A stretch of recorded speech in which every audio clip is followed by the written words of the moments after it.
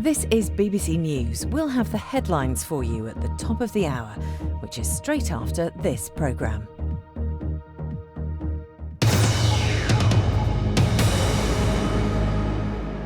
Welcome to Hard Talk. I'm Stephen Sacker. For almost 3 decades, these studios have been the place where we at Hard Talk have sought to hold those with power and influence in our world to account. It's journalism that has mattered to us, and we hope it's mattered to you too. But at the end of this month, Hard Talk is coming to an end. So, we're taking this opportunity to look back at some of the encounters and moments that have encapsulated our commitment to rigorous, forensically researched interviews with people in power. There's been heat, of course, but plenty of light too.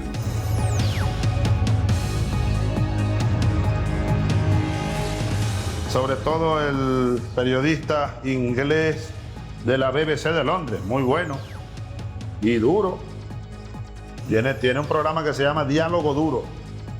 A mí me gustan más esos periodistas duros así, como los pitchers así duros. Mejor porque sale la línea más fuerte. Nos dimos duro.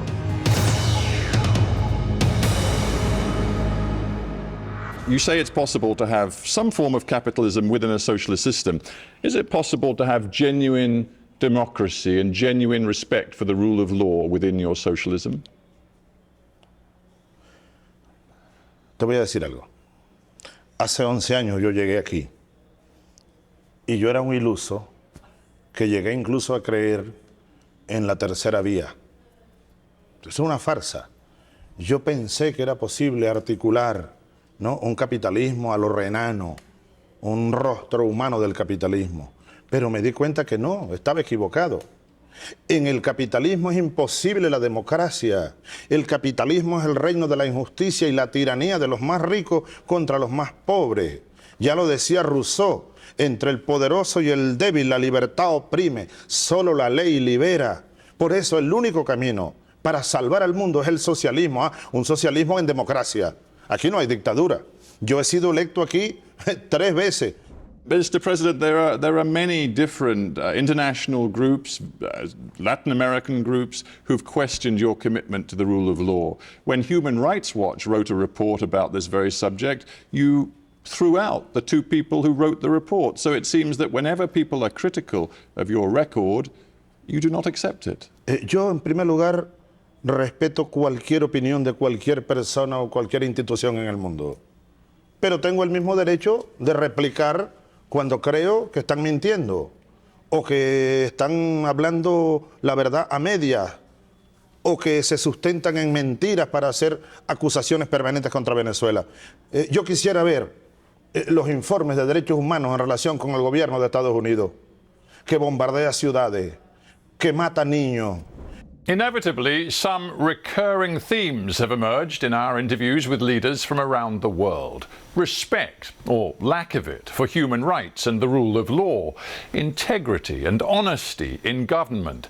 I've had the privilege of asking the kind of questions which citizens want answered, but which journalists in many countries are under enormous pressure not to ask. There is an authoritarian tendency in Sri Lanka. No. Is it justifiable, for example... No, see, this is very unfair to use these words. No, it's very unfair. We have a democratically elected president. We have a democratically elected government. But you don't, for example, have a free press, do you? I don't know why people are harping on these things. Well, I'll tell you why. Because internationally there is great concern that journalists who write perhaps critical pieces about your government end up in serious trouble, and some of them end up dead, as you well know. These are LTT propaganda. These are propaganda by the people who are against the government. So the international community no, forgive me, it's not propaganda that Lasanta propaganda. For example, the editor of the Sunday Leader was assassinated on the streets of the capital. That's not propaganda. No, read the papers, read the daily papers, read the weekend papers. Well, I've read all of the papers. How many tabloids criticizing the government, criticizing the not criticizing is fine, but how many bogus reports, how many mudslinging, But hang on a minute. Things, when Mr. Wickrematunge wrote his valedictory piece, he foretold his own death. He wrote this. He said, and this is just days before he was shot dead on the streets of Colombo, murder, he said, has become the primary tool whereby the state seeks to control the organs of liberty. Don't go by these people who are writing against. There are enough people. He's not writing anymore. He's dead. I need to ask you a personal question. Are you worried that you personally may be accused of war crimes? No, I'm not worried because I have not done any crime. You see, as you know, that is not... Is fighting terrorism a crime? Is fighting terrorism a crime? It depends how you fight it. Yeah. Depends what you do. There is only way to fight terrorism. Fight. No, but it wouldn't... I don't see that there is any... If you believe you're involved in a war on terror, it would not allow you, for example, to give an order to one of your senior officers telling him to shoot people who are trying to surrender waving a white flag. No, I have never That given would still be a war crime. Nobody had done that.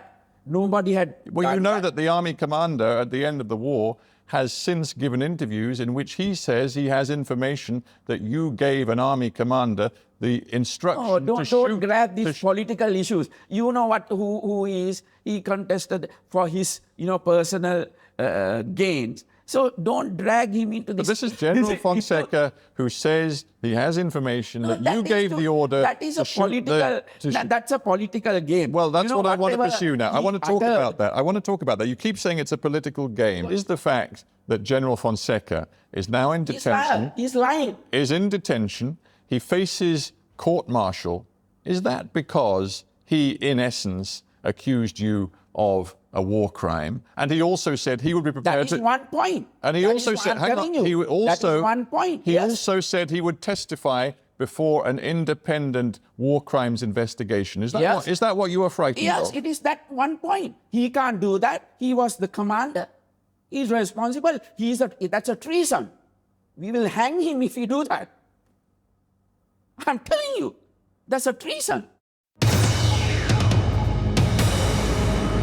Do you understand, Mr. President, how serious these charges are against you? 7 counts against you: murder, extermination, forcible transfer of population, torture and rape.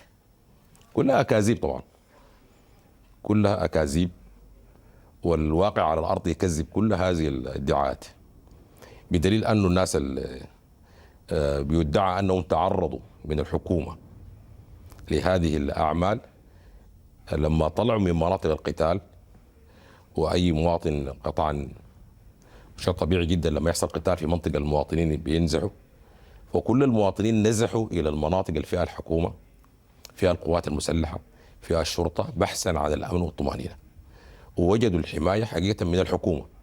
فكيف الحكومة هي اللي بتقوم بكل هذه الجرائم والمواطن يهرب من مناطق ارتكاب الجريمة للمرتكب الجريمة شخصيا؟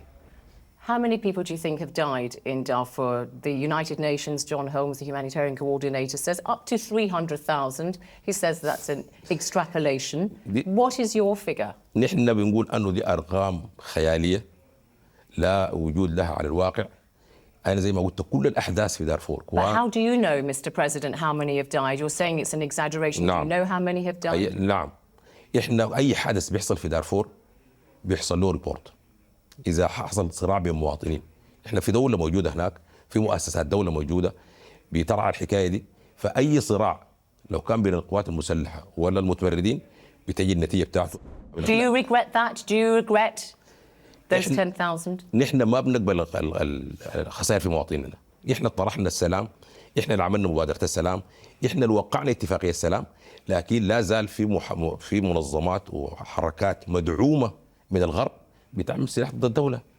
فأي تدينا دولة واحدة في العالم أنه في متمردين حملوا السلاح وقالت والله ده حقكم والدولة واحد تقاتلكم. You could, as the Sudanese government, simply declare a unilateral ceasefire in Darfur so the killing could stop largely. UNAMID says we can monitor the ceasefire. Why don't you do that? Have a unilateral ceasefire. أول حاجة نحن بنقول في تمرد ضد الدولة حنظل نقاتله، لأن التمرد متحرك. التمرد رفض وقف إطلاق النار. نحن كدولة من واجبنا أن نحمي البلد، نحمي المواطنين بتاعنا. إذا الطرف الآخر رافض السلام إحنا مفروض علينا نقاتل. So the violence continues. The peace process is going nowhere. مين الملام؟ Hard Talk hasn't just spoken to those in power, it's also interviewed those seeking to challenge power. In many countries, political protest, dissent, opposition carries with it great risk. And courage is a quality that I've encountered many times over the years. Back in 2017, I spoke to Alexei Navalny, one of the few prominent Russians ready to make a stand against President Vladimir Putin. The anti-corruption campaigner and opposition leader was targeted for assassination in 2020. He miraculously survived nerve agent poisoning. After recovering in Germany, he returned to Russia, knowing he was a marked man. He was convicted of financial crimes and imprisoned in the harshest of conditions. He died in prison in February 2024. You know that you are treading a very fine line, and if you go 1 inch too far, you'll end up in prison or who knows. I definitely don't draw this line for myself. I just do what I can do in this particular moment, and I don't care about what Kremlin is doing, what their strategy about keeping me in prison or releasing me. Maybe you know that I had actually a moment when they imprisoned me for 5 years, and I spent the night in the prison, knowing nothing about what's going on in Moscow, where tens of thousands of people came in the street and they forced actually Vladimir Putin to release me.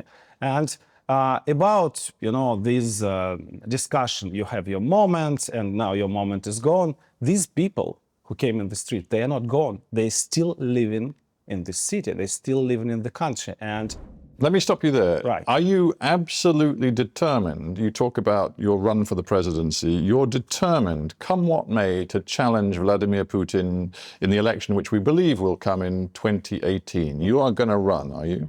Yeah, I'm going to run, and well, I'm not a naive person. I understand that Kremlin is very unhappy with me running, and I understand that they will do everything to prevent me from running. And recently, several Kremlin's officials said that he's not allowed to participate. But still, I'm going to appeal to the people and ask for them support. I mean, in this office where we speak, you've already got your logos organized, Navalny 2018, but I put it to you that if you lose this court case in Kirov, based on accusations of embezzlement and fraud, you will be barred from running. And whatever you tell me about your determination, It doesn't nothing in the current country. Well, as I said, they imprisoned me for 5 years and they released me on the next day. So you what kind of law? The same with my participation in mayor election. It was almost impossible to participate. But when people came in the street and said, we are not going to recognize this election without him participating. So you think you can use people power against Putin? Actually, it's only tool I can do. It's only I have. But people support. Mr. Navalny, I'm tempted to say to you, get real. You know what happened to Khodorkovsky. You know what happened to Kasparov, who's now in exile. You know what happened to Boris Nemtsov. To get real? I am real. I can assure you that I'm real, and I have my brother's spending his time in jail. He's took away from his family, and as you mentioned, he's in solitary confinement. And they are really torturing him every time when I'm issuing new investigation. So I'm a guy from the real life here in Russia, and I understand everything. And I do believe that people's support can prevail the strategy, what kind of strategy Putin has against me. At Hard Talk, we've strived to maintain a reputation for independent, impartial interviewing. That's why people have been prepared to talk to us across the deepest divides. I just spoke to Alexei Navalny, perhaps the leading voice in opposition to President Putin in this country today, a man who has declared he wants to run in the presidential election slated for 2018 against Putin. He said to me, you know why Putin fights these wars, why he is projecting Russia's power in different arenas around the world? He is trying to distract the Russian people from what is going on inside their own country. The millions and millions condemned to live in poverty. The systemic corruption, which is seeing a tiny elite at the top enriching themselves on the back of the majority of Russians who see no growth, no prosperity. That's what he's going to campaign on, and that is going to cause you and your boss a great deal of trouble. Well, you know, unfortunately, we have a very weak opposition in our country. I wonder why that is. Could it be because they're not allowed access to state television, for example? No, it's not about state television. Well, you have modern media. You have modern media, and viewership of television is diminishing day by day. In Russia today, if you switch on the TV and you want to find an opposition voice, it is almost impossible. American president is winning elections using Twitter. In order to be a successful opposition, you have to be sustainable. You have to have a program of development of the country. You also have to be allowed a semblance of freedom. You have to be a person who is not at risk of being assassinated, as Boris Nemtsov was, just 100 meters from the Kremlin. You have to be a guy, unlike Alexei Navalny, who finds his brother is locked up on trumped-up charges and he himself is facing more trumped-up charges. You need a space, a freedom to operate and build a political movement. In Russia today, you know as well as I do, that's impossible. Why don't you think that they are not fair charges? Because the European Court of Human Rights has declared that they are political, and it said that they were illegitimate. We don't agree with that.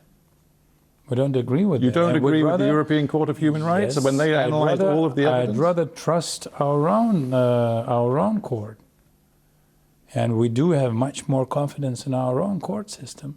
Do you read Alexei Navalny's Anti-Corruption Foundation website? Once in a while, yes. You'd have seen your own name up there recently.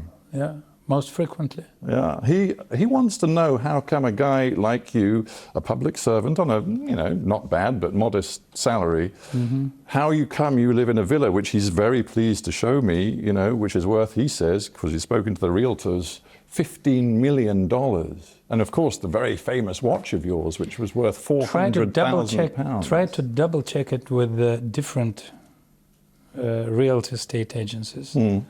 Try to double check that. Do you want to tell me how much your villa is worth? I'm very happy to take your estimate. If we're here to discuss the cost of my villa, I hope it's quite expensive.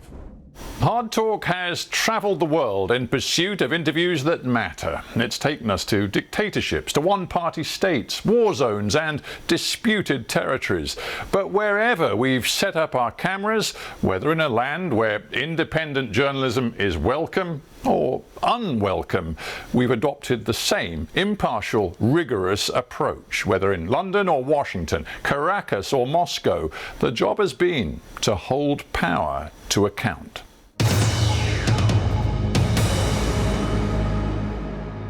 Now, the leader of your party, the Conservative Party, David Cameron, is trying to take a grip, at least as far as he can, on his own party. He's told his shadow cabinet that they must abandon all their outside activities, their second jobs, by the end of the year. Now, you are the Mayor of London. I checked this morning. I believe your salary is just short of £140,000. You have a massive job. You just told me how dizzyingly exciting and challenging it is. And yet, you have a contract. Yeah, I do. With a national newspaper worth £250,000 a year. Chicken feed, yeah, okay. Chicken feed. Now, listen, let's be. Do you think most people in London will regard it as chicken feed, particularly at a time of economic recession? Yeah, listen, that you're earning £250,000 on the side as a newspaper. Well, I don't presume to ask what you earn from the taxpayer, and I think that, frankly, there's absolutely no reason at all why I should not, on a Sunday morning, before I, do whatever else I need to do on a Sunday morning, should not knock off an article as a way of relaxation, a kind of mental, why shouldn't I? I mean, do you really see a reason why I shouldn't? I think it's I'm looking at your party leader, who has sent a signal to all of his senior people saying, you can't have these outside activities. If the public are to believe that we are truly committed to serving their purposes, we have to be fully focused on the job at hand. I'm not I'm sure. wondering, I'm when not you're sure. getting £250,000 a year from somebody else for writing, whether you're really fully focused on your job as mayor. Well, as I say, I see absolutely no reason why I should not, do what I write. I write anyway. I happen to write extremely fast. I don't see why on a Sunday morning I shouldn't knock off an article. If someone wants to pay me for that article, then that's their lookout. And of course, I make a substantial donation to charity. Maybe that money should not go to charity. Maybe you'd rather I didn't make those contributions to charity. You were at the center of the storm on January 6, 2021, when the Capitol was invaded by a rioting mob. They invaded your office. Yeah. People have since been prosecuted, convicted, and imprisoned for what they did. You said at the time, it was caught on camera, you didn't know it was being filmed, but you said at the time all this was unfolding and you'd been forced to flee, you said about the prospect of Trump coming to the Capitol, I hope he comes. I want to punch him out. This is the moment I've been waiting for it. I want to punch him out. I'm going to go to jail and I'm going to be happy. That's right. I said that, I didn't realize that would be broadcast or went out there, but yeah. I understand the level of your anger, but doesn't that suggest that you, in a sense, were drawn into this toxic political culture, which many Americans right now could lead to further political violence? Nobody get any equation or equivalence to my saying I want to punch him out, which I've wanted to do for a long time, but now he gave me more reason to what is happening at the Capitol. So don't try to put any I'm not suggesting that equivalence. All I'm saying is that your anger, your fury, your sense that this was undermining America's democratic system has its own feedback loop, and that right now American but we're on the right track. We are honoring our oath of office to protect and defend the Constitution of the United States. Now, the Constitution of the United States on that day said that the peaceful transfer of power would be that Congress would accept the Electoral College vote. That is why they were there that day, to disrupt the peaceful transfer of power. Yeah, my oath of office said I have to defend that. There are many Americans, again according to the polls, who think Joe Biden should not run again because he's simply too old. But it's 3 years older than what's his name, your friend. He's 3 years older than he is. Yeah. That's a big deal. I don't wish to be ungallant, but you are 82 and you have handed over power in the Democratic Party, in the House of Representatives, to what you called a new generation. That's right. Should Joe Biden be learning from you? No, Joe Biden is the president of the United States. If we said we have a great president, he's accomplished the American more. People see Joe Biden's mental and physical health. They see it every day on their TV screens.